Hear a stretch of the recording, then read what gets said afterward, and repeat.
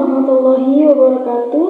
Perkenalkan, nama saya Siti Maisaro dengan NIM 2388201037. Saya dari kelas 3B1 semester 3 ingin menjawab pertanyaan-pertanyaan tentang bimbingan konseling pada kasus yang telah saya sampaikan pada laporan observasi. Nah, sekarang saya akan menjelaskan pengertian dari bimbingan dan konseling.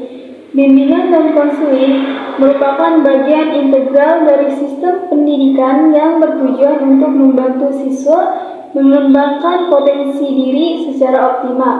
Guru BK atau bimbingan konseling berperan sebagai fasilitator, konselor, dan pendidik yang membantu siswa mengatasi berbagai permasalahan, baik akademik maupun non-akademik.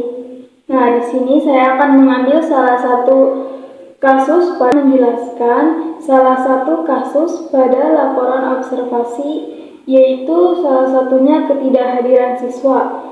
Nah, ketidakhadiran siswa merupakan masalah yang umum terjadi di lingkungan pendidikan di seluruh dunia. Hal ini dapat berdampak buruk pada kinerja akademik siswa, perkembangan sosial, dan kesejahteraan secara keseluruhan. Nah, apa sih pertanyaan-pertanyaan yang akan saya sampaikan? Yang pertama itu mendeskripsikan kasus, yaitu tentang ketidakhadiran. Nah, kasus ketidakhadiran ini terjadi ketika seorang siswa dengan sengaja tidak hadir di sekolah tanpa izin. Nah, hal ini tuh dapat berupa misalkan ketidakhadiran bolos dalam satu pelajaran satu hari. Itu kenapa sih siswa tersebut itu bolos? Nah, salah satu menjadi faktor kenapa siswa sering bolos yaitu karena masalah keluarga. Misalkan konflik keluarga, masalah keuangan dapat membuat anak merasa terbebani dan nggak mau berada di sekolah. Seperti kayak misalkan kurang dukungan juga termasuk sebagai kenapa alasan siswa bolos.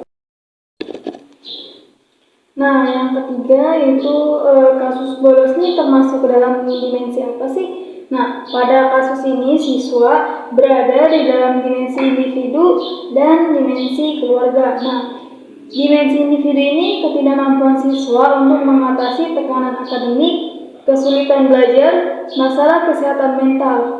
Nah, itu adalah dimensi individu. Yang kedua, dimensi keluarga, yaitu konflik keluarga, kurangnya dukungan orang tua, masalah keuangan yang membuat anak merasa terbebani. Yang keempat, pertanyaan yang keempat itu gimana sih penanganan kasus bolos dan masuk ke dalam media apa aja? Di sini penanganan kasus bolos harus melibatkan berbagai pihak seperti guru, konselor sekolah, dan orang tua. Nah, media yang digunakan pada sekolah yang saya observasi yaitu tentang pertemuan. Nah, pertemuan dengan siswa dan orang tua untuk memahami penyebab bolos. Itu apa sih penyebab dari bolos anak tersebut? Yang selanjutnya media yang digunakan menggunakan konseling. Konselor sekolah dapat membantu siswa mengatasi masalah bolos seperti kesulitan belajar dan masalah kesehatan mental. Selanjutnya komunikasi. Nah, komunikasi terbuka dan jujur antara sekolah, siswa, dan orang tua ini untuk membangun hubungan yang positif dan suportif. Yang selanjutnya program dukungan. Nah, program dukungan ini sangat penting karena di sekolah seperti kelompok dukungan teman sebaya, program konseling, atau program dukungan akademis. Nah, yang kelima itu pertanyaannya, apa sih akibat dari bolos sekolah? Nah, di sini akibat bolos sekolah ini karena akademiknya, kesenjangan pembelajaran seperti kesulitan memahami materi, nilai yang buruk, dan kesulitan lulus. Nah, di sini juga akibat bolos akan menyebabkan masa depan yang sulit untuk melanjutkan pendidikan, peluang karir yang terbatas, dan kesulitan dalam kehidupan sosial dan profesional. Nah, akibat dari bolos ini seperti kelewatan pelajaran, kesulitan memahami materi, dan nilai yang mungkin lebih rendah.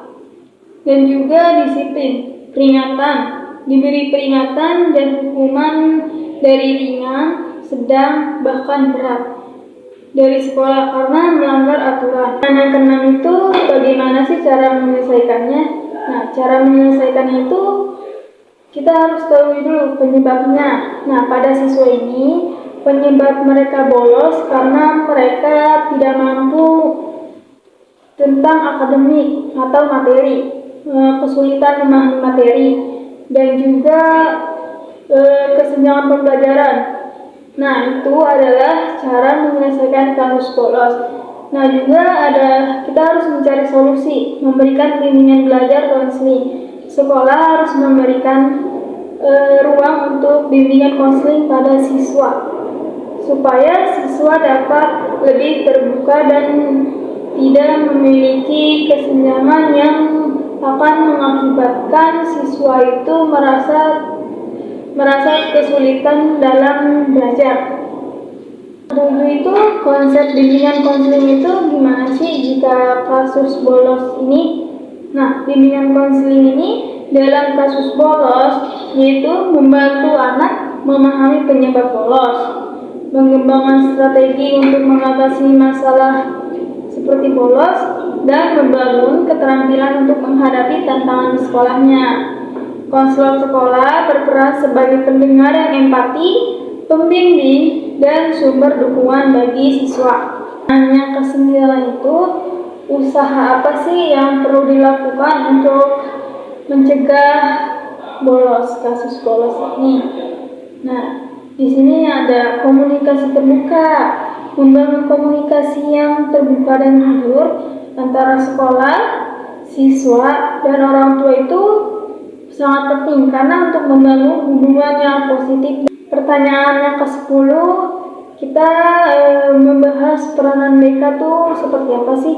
Nah, peran BK di sekolah itu untuk memberikan bimbingan dan konseling pada siswa, untuk membantu siswa mengatasi masalah pribadi, masalah akademik, dan masalah sosial. Nah, peran BK juga memfasilitasi komunikasi antara siswa, orang tua, dan guru. Ini untuk membangun hubungan yang positif dan suportif antara semua pihak. Mengembangkan program dan kegiatan untuk mendukung siswa. Memberikan kesempatan bagi siswa untuk mengembangkan potensi diri dan mencapai kesuksesannya. Pertanyaan yang ke-11 yaitu bagaimana jika kasus bolos tersebut ditangani tidak secara cepat? Sebab akibatnya seperti apa? Nah, di sini saya akan menjawab. Bagaimana kasus tersebut tidak ditangani secara cepat? Akan penurunan prestasi akademiknya karena kesenjangan pembelajaran semakin besar, menyebabkan siswa kesulitan mengikuti pembelajaran dan nilai yang semakin buruk. Masalah kesehatan pun akan mengakibatkan jika tidak ditangani secara cepat, yaitu siswa mengalami depresi, kecemasan, atau masalah kesehatan mental lainnya. Dan yang ke-12 atau pertanyaan yang terakhir, usaha apa yang dilakukan untuk mencegah kasus tersebut? Nah, kasus tersebut ini kita harus mencegahnya, yaitu berkolaborasi antara guru, konselor, dan orang tua, karena bekerja sama untuk memantau siswa dan memberikan dukungan yang dibutuhkan. Yang selanjutnya, peningkatan kesadaran. Nah, peningkatan kesadaran ini tentang pentingnya pendidikan dan dampak negatif dalam bolos sekolah. Jadi, itulah pertanyaan-pertanyaan yang sudah saya jawab. Sekian, terima kasih. Wassalamualaikum warahmatullahi wabarakatuh.